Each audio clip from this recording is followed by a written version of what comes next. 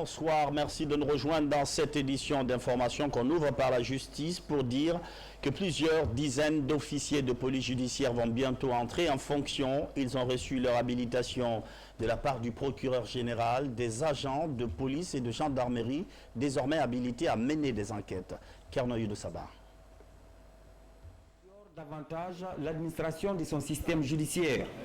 Dans la salle d'audience de la cour d'appel de Conakry, plusieurs officiers de police judiciaire de la capitale reçoivent des certificats d'habilitation.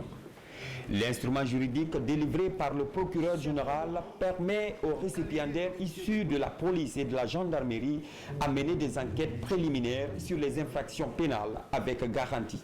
La cérémonie d'aujourd'hui, c'est de donner le pouvoir à ces officiers de police et de gendarmerie pour exercer leur fonction. Une fonction très noble qu'il s'agit d'interpeller les citoyens qui transgressent la loi, les entendre sous procès verbal et les déférer devant le procureur de la République. Aujourd'hui, la chaîne pénale en République de Guinée est formée essentiellement par les officiers de police judiciaire jusqu'au ministre de la Justice. Mamadi Diallo figure parmi les récipiendaires. Cet officier de la gendarmerie prend l'engagement d'œuvrer pour la consolidation de la justice. La police judiciaire, c'est le travail quotidien de tous les gendarmes qui sont habilités à exercer cette fonction. Donc je sais que l'engagement de tous les gendarmes ne feront jamais défaut et nous travaillerons d'arrache-pied au profit de la justice guinéenne. Ça marque le pas de ce que nous appelons l'affermissement du travail de la chaîne pénale, puisque les OPJ ont une place assez importante. Donc il appartient donc au parquet général de veiller à ça. On a aussi rappelé l'indispensable soumission des OPJ au parquet général et au parquet particulier. Cette cérémonie d'habilitation intervient après les étapes de Kindia, Mamou, Labé et Boké. L'ambition du parquet général est de promouvoir l'état de droit à travers une justice forte et équitable. Sur la non-violence, les administrateurs territoriaux sont à l'école de la démocratie. Il s'agit d'une formation élargie aux forces de défense et de sécurité. L'objectif est d'améliorer les relations civilo-militaires autour du projet Baïonnette intelligente. Fodé Camara. Comment aider les administrateurs territoriaux à n'avoir recours à la force publique que dans le cadre prescrit par la loi? Une problématique aux enjeux multiples qui vise à poser les jalons de la construction d'un état de droit sans violence, mais aussi sensibiliser les citoyens sur les droits civiques pour leur apprendre à protéger les biens publics. Tels sont les défis de la baïonnette intelligente, un instrument de redynamisation de la coopération civilo-militaire pour la démocratie et la paix en Guinée. Ce sont des thématiques très intéressantes que nous exerçons depuis que chacun de nous a bénéficié de la haute confiance du chef de l'État, mais de façon disparate. Il y en a qui exercent par rapport à la loi, il y en a qui exercent par rapport à leur humeur, et je suis certain que le projet Baïonnette intelligente, qui est né il n'y a pas longtemps, était très vigilante et a voulu qu'on rétablisse l'autorité de l'État. Soutenu par le ministère allemand de la coopération, la baïonnette intelligente est un projet mis en œuvre par l'organisation guinéenne de défense des droits de l'homme et des citoyens et le service allemand pour la paix installé à Berlin. Cette coalition pour la stabilité a son siège au quartier Ndiolou Dantari de la Baie, avec une antenne à Conakry et des points focaux à Kankan, Zérékoré, Boké et Kindia. En ce qui concerne d'abord les valeurs de l'état de droit, pour mesurer le défi qui nous sépare de la réalisation de l'état de droit, pour permettre aux uns et aux autres de mobiliser leurs forces, leurs énergies, la démocratie demande donc une remise en cause, le courage de remettre en cause les habitudes.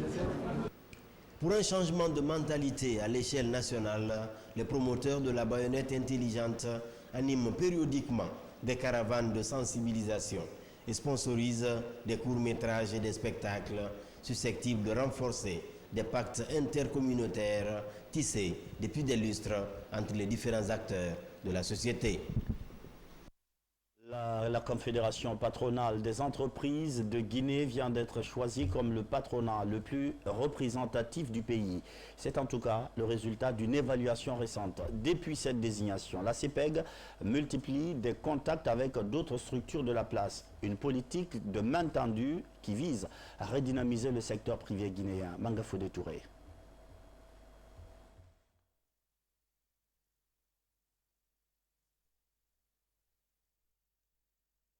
L'organisation patronale la plus représentative du pays. C'est le résultat d'une évaluation menée par l'Inspection générale du travail.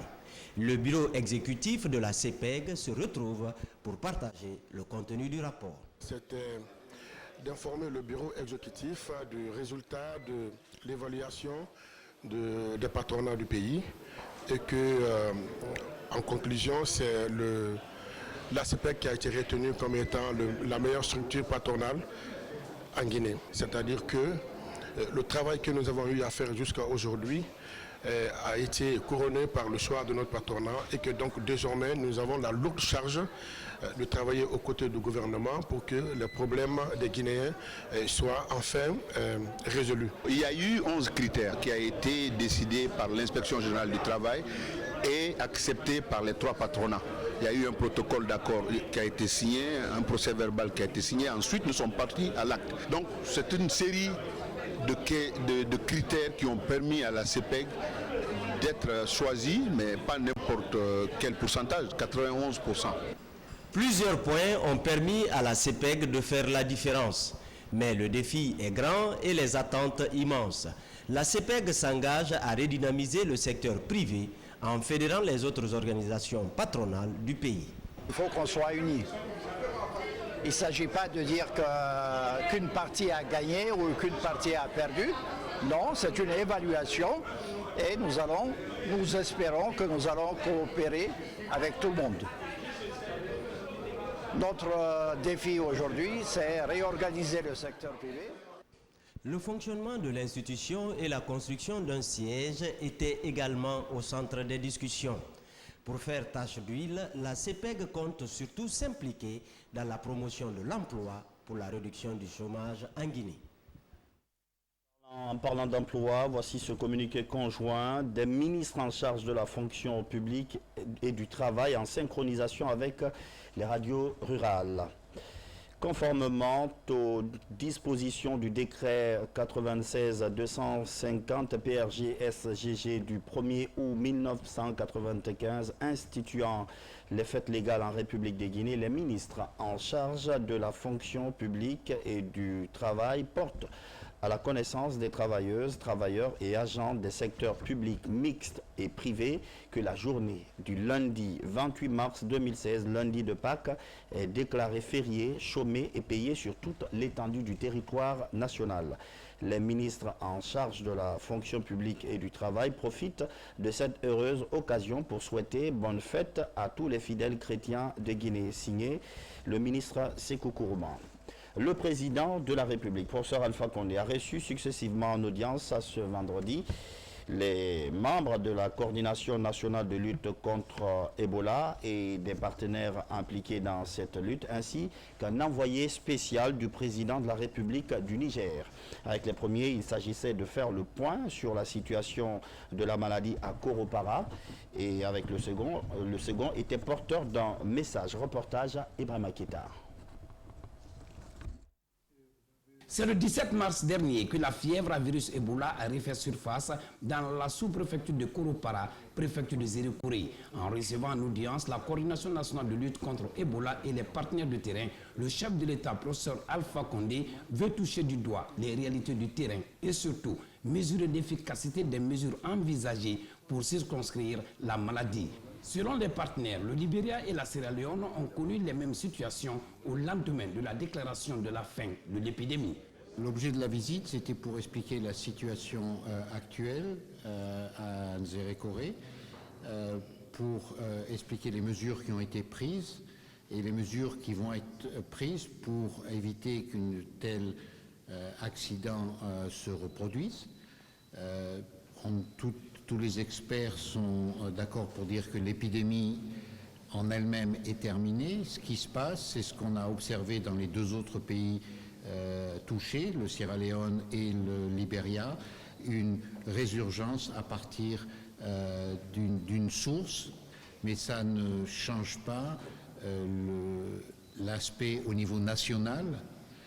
Ça impose de faire des petits changements aux procédures qui sont mises en place pour être sûr que ce genre de phénomènes qui peuvent toujours arriver soient limités dans le temps et dans l'espace. Freiner au plus vite la maladie, telle est la démarche de la Coordination nationale de lutte contre Ebola et ses partenaires. En plus du cerclage et la vaccination dans la zone, d'autres dispositions sont envisagées. Depuis le 17 mars dernier, la Guinée a enregistré dans la préfecture de Zéro-Corée, précisément dans la sous-préfecture de Korokara, 6 cas, dont 3 cas confirmés et 3 cas probables. Et depuis cet instant, toute la coordination et le ministère de la Santé s'est mobilisé en appui avec les partenaires. Donc nous avons pu pour le moment circonscrire la zone où il y a eu des cas. Il y a eu des actions déjà qui sont prises, notamment le cerclage et la vaccination. Et donc nous espérons qu'avec ces activités, tout ce que nous avons reçu comme appui, nous devons pouvoir circonscrire très rapidement cette nouvelle flambée. Peu avant, le président de la République, professeur Alpha Condé, a reçu en audience le ministre nigérien garde des Sceaux. Amadou Marou était porteur d'un message du président Mamadou Youssoufou à son frère et ami, professeur Alpha Condé. Plusieurs aspects liés à la coopération bilatérale et d'autres questions d'actualité ont été évoqués. Pour Amadou Marou, ce fut un plaisir de partager cet instant avec professeur Alpha Condé. Je suis porteur d'un message de son Excellence Issoufou Mamadou et à son frère et homologue, son Excellence le professeur Alpha Condé, dans le sens de l'inviter dans les tout prochains jours en République du Niger. Alors, naturellement, le professeur a exprimé toute sa joie de répondre à cette invitation de son frère et ami. Et le président nous a donné ses sentiments sur la situation générale de l'Afrique et ça a été pour nous très enrichissant. La Guinée et le Niger, on le sait, entretiennent des liens historiques d'amitié et de coopération. Et les deux chefs d'État sont engagés à raffermir ces liens. Tout comme ce compte-rendu d'audience, cet autre élément vient de nous parvenir de la présidence. Il s'agit cette fois-ci d'un décret, le 066-2016, portant convocation de la première session ordinaire du Conseil économique et social. Le président de la République, vu la Constitution, décrète. Article 1er. Les membres du Conseil économique et social sont convoqués pour la première session ordinaire le mardi 29 mars 2016 à son siège à 6e avenue, quartier Kouléondi, commune de Kaloum. Article 2. La durée de la session ordinaire est de 2 mois. Article 3. Le présent décret qui prend effet à compter de la date d'ouverture de la session sera enregistré et publié au journal officiel de la République. Conakry, 25 mars 2016, professeur Alpha Condé. La fin d'une session de formation à Kindia, elle a regroupé plusieurs jeunes gradés pour les initier à diriger une équipe de combat. Les bénéficiaires ont reçu leur diplôme à la fin de la session. Une cérémonie de remise en présence de quelques autorités régionales. Marcel Massandouno.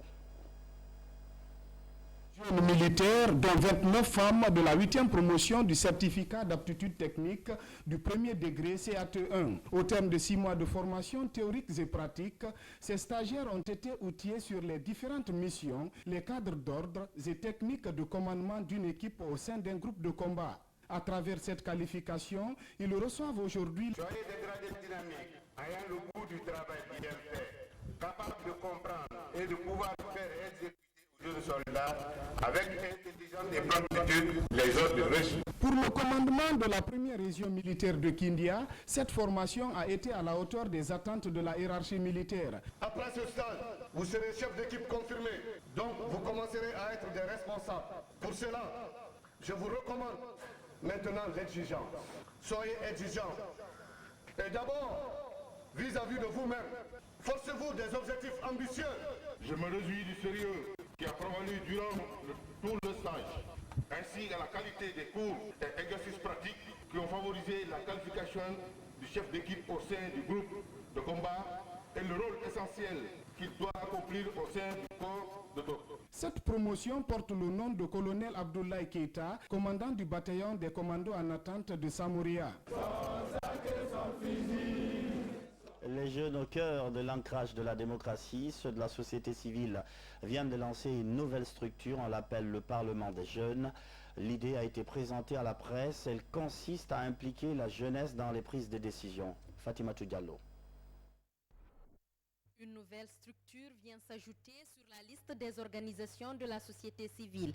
Il s'agit du Parlement des jeunes leaders de la société civile guinéenne, PAJELES. Ce Parlement entend mobiliser les jeunes pour porter haut le flambeau du leadership guinéen. La principale priorité, c'est le développement des ressources humaines. Parce qu'au début et à la fin de toute politique de développement, il y a l'homme. Et ça, aujourd'hui, nous avons suffisamment de moyens en termes de ressources humaines, des personnes ressources, pour pouvoir renforcer les capacités des membres de notre Parlement. Parce que nous pensons qu'il faut décoder le cerveau humain. Et c'est le cerveau humain qu'on ne peut pas enchaîner. Et c'est pourquoi nous sommes avec des hommes et des femmes, en quantité et en qualité suffisante, pour pouvoir accompagner les autres jeunes Guinéens et chercher, bien entendu, à faire un lobby fort, bien entendu, pour qu'il y ait des réformes claires et crédibles de notre système éducatif. La création du Parlement des jeunes leaders de la société civile est rendue possible grâce au soutien de l'ambassade des États-Unis à travers son département en charge de la culture. Pour son bon fonctionnement, cette institution travaille aussi avec certains jeunes leaders de la sous-région. Nous allons contourner et dépasser les liens historiques, les liens politiques pour aller entre jeunes de la même génération. Parce qu'il faut le comprendre, cette génération a sa mission. Il suffit de la comprendre, de la trahir ou de l'accomplir. Donc nous pensons que notre mission va aller au-delà du sens de l'engagement de nos États. Depuis sa création en novembre 2015, le Parlement œuvre pour la mobilisation des jeunes. Après l'installation de ses antennes à Labé et à Zérékoré, il compte élargir ses actions dans tout le pays, mais aussi en dehors de la Guinée. Registre la coordination régionale des jeunes leaders de la ville de Conakry et le Conseil national de la société civile signe un contrat de partenariat. Les deux structures estiment partager la même vision, à savoir la défense de la cause des jeunes du pays et la promotion de la bonne gouvernance. Reportage Younous Atawel Kamara. Ils sont plus de 100 jeunes issus de la coordination régionale des jeunes leaders de la ville de Conakry. Un groupe décidé désormais à fusionner avec le Conseil des organisations de la société civile guinéenne. Ils estiment que leur structure partage la même vision que la société civile, la défense de la cause de la jeunesse du pays. Nous avons estimé que pour être dans le conseil des grandes organisations en Guinée, qu'il fallait choisir des structures formelles qui ont prouvé réellement leur place dans cette société. Le président de la société civile a profité pour remettre à ces jeunes les statuts et les règlements de sa structure. La solidarité, la promotion de la démocratie et l'emploi des jeunes occupent une bonne place. Quelles que soient les chances que vous avez, si vous n'êtes pas bien formé, même si l'État vous donne de l'argent pour créer votre entreprise, le manque de formation fera que votre entreprise ne prospérera pas. Le développement passe par l'emploi et la responsabilisation des jeunes, mais l'emploi passe par la formation. La fusion de ces deux structures de jeunesse vient ainsi renforcer le bureau de la société civile pour défendre la cause des jeunes Guinéens. Santé, l'actualité, c'est la lutte contre le sida. Les acteurs en charge des patients vivant avec cette maladie sortent d'une réunion restreinte. Ils évaluaient la première phase du projet Opéra, un projet lancé en Guinée depuis 2014. Adia Toubari. Après 12 ans de mise en œuvre, l'heure est à l'évaluation du projet Opéra pour l'accès à la charge virale. Il consiste à faire l'examen biomoléculaire des personnes vivantes avec le VIH-Sida. L'enjeu est de mesurer l'impact des antirétroviraux dans le corps du patient. Cela pour voir l'évolution du virus. La charge virale, ce test, va renforcer leur soutien à prendre bien les médicaments et à montrer qu'ils ont vraiment plus de virus dans le sang et donc ils sont bien soignés. Donc c'est un témoin d'un soin complet, bien pris, bien observé. L'accès à la charge virale pour les patients du VIH-Sida est une recommandation de l'OMS. En moyenne, chaque patient doit le faire une fois par an. En Guinée, près de 4500 tests de charge virale sont réalisés au cours de cette première phase du projet Opéra. Depuis 2014, nous avons la possibilité de les examiner en place et chez nous ici. 4 laboratoires sont fonctionnels, même voire 5. Il y en a un à Donka, un à l'INSP, un aujourd'hui est ouvert au centre communal de Matam, un à Kankan et un à Drim. Donc voilà, toutes ces plateformes sont aujourd'hui opérationnelles et heureusement donnent des résultats satisfaisants. Ce projet qui prévoit à terme la décentralisation de la mesure de la charge virale dans les 7 régions, Conakry étant déjà opérationnel, a permis depuis août la formation de 2 équipes de biologistes, la formation des prestataires de charge virale, l'achat des réactifs consommables et l'équipe de haute technologie.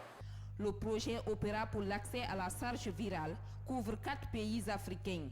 En Guinée, au terme de cette rencontre, les acteurs envisagent lancer la phase 2 du projet. Contre Ebola, la coordination de riposte se montre rassurante. Les cas contacts sont clairement identifiés et vont tous bénéficier de vaccins. Les partenaires internationaux accompagnent le processus et pour l'instant, tout se passe comme prévu. Aïssatou Dessau.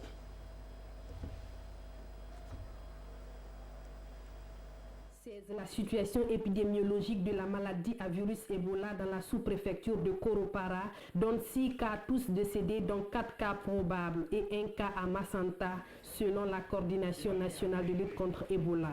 Depuis cette réapparition, des mécanismes de réponse rapide sont en cours pour contrôler rapidement la maladie. Cerclage dans la zone de Koropara à partir de ce jeudi 24 mars 2016 concernant 961 contacts répartis dans 181 familles. Mise en place des contrôles sanitaires à tous les points d'entrée de la localité, vaccination systématique de tous les contacts et les contacts des contacts, distribution de soutien alimentaire aux familles confinées, sensibilisation porte à porte et distribution de kits d'hygiène aux familles des localités abritant des contacts et celles environnantes. Au cours de cette rencontre avec les médias, plusieurs questions ont été soulevées, ce qui amène le coordinateur national de lutte contre Ebola à donner plus d'explications sur la situation. On a 2 médicaments qui ont prouvé leur efficacité, qui est la favipiravir, le Zimap, qui sont déjà disponibles au CTE, mais qui nécessitent de le prendre tôt. Et aussi on a la vaccination, je vous informe qu'à 9h30 d'aujourd'hui, la vaccination de tous les contacts ont commencé. Et on a l'information scientifique qu'après 10 jours, tous ces gens vaccinés, le vaccin pourra les protéger. Méfions-nous des rumeurs, référons-nous aux sources d'information et le message clé de cette conférence de presse donnée par la cellule de riposte à Ebola. Elle invite tous les lecteurs et notamment les médias à se conformer aux résultats de la PCR, test de laboratoire, pour éviter de diffuser de fausses informations. La situation de la gente féminine, toujours en débat à New York. Conakry participe à cette 60e session à travers la COFIG, Coalition des femmes et filles de Guinée. Plusieurs questions sont au menu des travaux, notamment les filles qui en Afrique, malheureusement, continuent d'être envoyées à l'abattoir de l'excision. Safia Toukondé, envoyé spécial. Cette 60e session sur les conditions de la femme aux Nations Unies a été pour la coalition des filles et femmes de Guinée une plateforme d'échange. Dans cette salle, plusieurs ONG féminines se retrouvent pour ensemble débattre des questions liées aux conditions difficiles du genre. À tour de rôle, chaque pays s'exprime sur le combat mené dans la lutte contre les violences à l'endroit de la gente féminine. Parmi les invités, la Guinée, à travers la coalition des filles et femmes de Guinée. La session cette année est extrêmement importante pour nous parce qu'elle colle avec notre plan d'action, non seulement annuel, mais notre plan stratégique pour les 4 années à venir. Amener les femmes aux États-Unis qui vont rencontrer d'autres femmes, surtout sur un thème cette année qui est centré sur les AGR. Je sais que nous allons faire une bonne récolte. Chaque année, la COFIC prend activement part aux différentes sessions des Nations Unies. Elle fait connaître son pays en rencontrant d'autres ONG féminines dans différents débats. Ici, on est organisé en panel où chaque pays a l'opportunité de présenter les problèmes dont souffrent les femmes dans le cadre de l'éducation, de la santé, de la protection de l'environnement et tout ce qui concerne les femmes et les enfants. Tenir compte du besoin réel des femmes et filles, renforcer la lutte contre les violences de toute nature contre celles-ci constitue les seuls garants de l'autonomisation des femmes. Un pays, le Tadjikistan, voisin de la Chine, c'est un pays grand de 143 000 km² et dont la capitale est Dushanbe. Pour renforcer les liens de coopération avec Conakry, un ambassadeur est affecté dans ce pays frère. Il s'appelle Bangali Diarabi et vient de présenter ses lettres de créance. Mekine Moussa Kamara, Seydou Bandjaï. La Guinée renforce sa présence diplomatique en Asie. Bangali Diarabi vient transmettre sa lettre de créance aux autorités de Dushanbe. Le nouvel ambassadeur guinéen a transmis les messages d'amitié et de coopération du professeur Alpha Condé à Emomalil Ramon, président de la République du Tadjikistan. Le Tadjikistan, un pays de l'Asie, compte 10 millions d'habitants dont les 80% sont les musulmans sunnites. Il s'étend sur une superficie de 143 100 km². Le Tadjikistan est né de l'éclatement de l'Union des républiques socialistes soviétiques en 1991. Cette juridiction diplomatique guinéenne permet à l'ambassadeur Bangali Diarabi de superviser 8 pays asiatiques, à savoir la République islamique de l'Iran, l'Afghanistan, le Pakistan, le Kazakhstan, le Turkménistan, l'Ouzbékistan, le Kyrgyzstan et le Tadjikistan. Retour à Conakry pour parler des mesures de sécurité. Le programme de renforcement des capacités pour la paix vient de boucler une rencontre de travail. L'objectif est de placer les forces de défense et de sécurité au cœur de ces dispositifs. Les participants ont planché sur la notion de sécurité intérieure. Mamadi Gassama.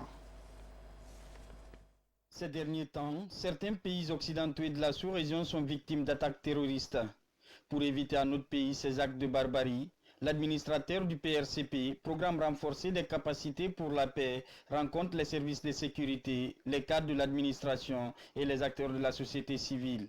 Il s'agit ici d'harmoniser les idées afin de prévenir tout acte terroriste en Guinée. Aujourd'hui, c'est des actions concrètes que nous voulons, des actions concrètes innovantes qui peuvent quand même amener les gens à prendre l'avant-garde par rapport à ces fléaux. Donc c'est des actions concrètes que nous avons demandées à tous ces représentants. Ce n'est pas des actions à long terme ni à moyen terme, mais des actions à court terme. La question de sécurité le long des frontières, la relance des services de contrôle des étrangers, la collaboration entre services de sécurité et population, la sécurité des hôtels, bref, tous les endroits sensibles ont été passés au crible par les participants. Nous savons déjà que les hôtels sont les grandes cibles des terrorismes. Partout où il y a eu des attaques, les hôtels n'ont pas été épargnés. Et nous devons tout faire pour aider la police locale et la police guinéenne pour pouvoir quand même mettre fin à ce genre de menaces. Dans les prochains jours, un mémo sera élaboré et soumis au ministre en charge de la sécurité pour examen. Université Amadou Dieng, l'école veut améliorer son système d'enseignement. Certes, on reste dans le LMD, mais des innovations sont prévues pour garantir les résultats escomptés. Cela passe entre autres par la formation du personnel enseignant. Diana Yansane. L'enseignement guinéen est l'un des objectifs que s'est assigné l'université Amadou Dieng. Elle mobilise les expertises nationales et surtout internationales à travers les partenaires. Le plus récent vient d'être signé à Conakry. Je suis là pour lancer le partenariat et la mise en œuvre d'actions concrètes au bénéfice des étudiants de l'université Amadou Dieng. De par mon expérience, ma carrière, j'ai noué un vaste réseau de relations académiques dans le monde entier, donc en Afrique, au Sénégal, au Maroc, en Europe, en France et en Belgique, et aussi en Chine. Et donc un des premiers buts va être de faciliter le placement d'étudiants Amadou Dieng à l'étranger, de façon à ce qu'ils aient la chance d'avoir une exposition internationale et donc d'être confrontés à un environnement différent du leur. Pour concrétiser ce partenariat, une forte délégation de l'université se rend dans l'Hexagone. Sur place, le partage d'expériences sera mis en exergue. Nous effectuons ce voyage pour rencontrer plusieurs établissements d'enseignement supérieur, pour nouer des partenariats académiques. Nous entendons par là faire bénéficier notre université des expériences des autres et essayer de mieux qualifier les enseignements que nous faisons à notre niveau. Nous devons signer des conventions de partenariat avec 3 institutions françaises, notamment l'INEAD, qui est l'Institut national d'enseignement à distance, pour ouvrir des masters en co-diplomation à Conakry à partir de septembre 2016. Nous avons aussi rendez-vous avec 2 grandes écoles, notamment la grande école de Brest et de Quimper. Nous avons aussi un séjour de 3 jours en République tchèque. Nous avons rendez-vous avec les autorités de l'université d'Ostrava, spécialisées dans les filières de génie, pour nous aider dans le développement de notre école des ingénieurs de Sonfonia. Après Campus Club, la délégation se rendra également dans d'autres universités européennes, notamment belges et tchèques. Cette démarche devrait permettre d'améliorer la qualité de l'enseignement, mais aussi de l'apprentissage. Une volonté soutenue par les autorités en charge de l'éducation guinéenne. Conakry vient d'accueillir un festival international. Plusieurs films tournés dans les 4 coins du monde étaient en compétition. Et c'est la Guinée qui rafle la première place. Au total, 6 films ont été primés pour leur engagement dans la cause environnementale. Alpha Baldé.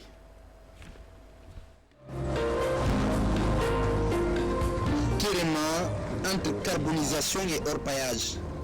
Sur la vingtaine de films annoncés, ce court-métrage remporte le grand prix de la compétition. L'annonce est faite par le jury qui récompense ainsi le travail remarquable du centre universitaire de Zérékoré. Notre film, sa particularité, c'était quoi? Nous avons choisi un village à 8 km de la commune urbaine qui, dans les temps jadis, était un village vraiment boisé, donc dans la forêt. Et aujourd'hui, si vous venez, l'espoir est en train de perdre par la carbonisation. Et les quelques rares cours d'eau qui changent le village sont en train de tarir par l'orpaillage. Nous n'avons pas eu de difficultés par rapport à la soumission des films.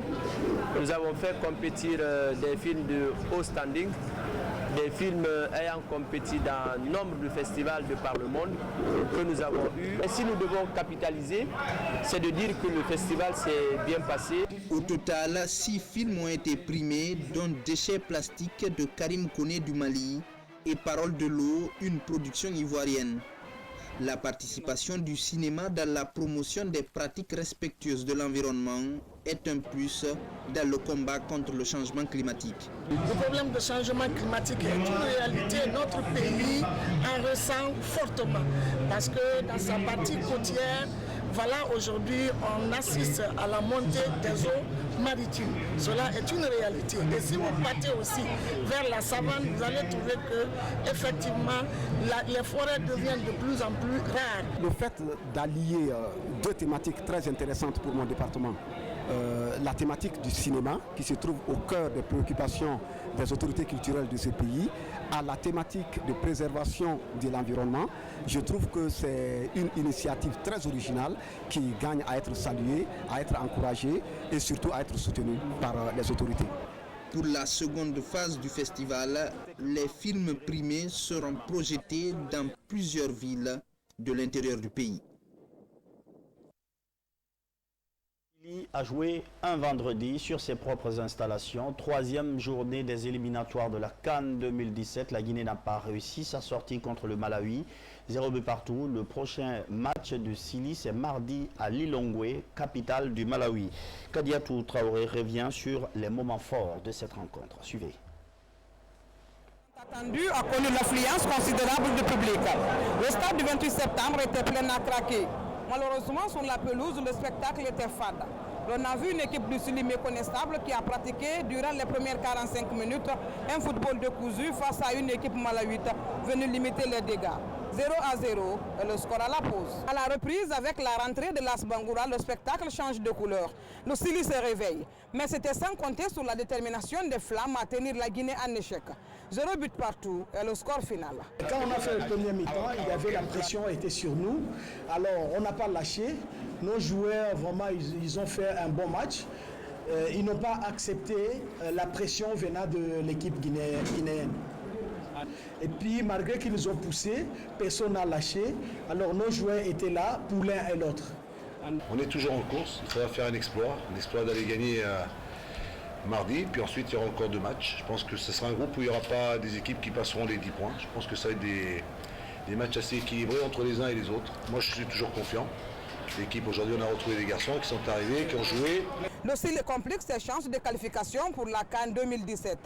Car le Zimbabwe et le Swaziland ont 5 points chacun et sont à la tête de la poule L. La Guinée et le Malawi ferment la marche avec 1 point. Le match retour est prévu pour le mardi à 13h temps universel à Blantyre. C'est la fin de cette édition. Avant de vous quitter, je reviens sur ce communiqué conjoint des ministres en charge de la fonction publique et du travail.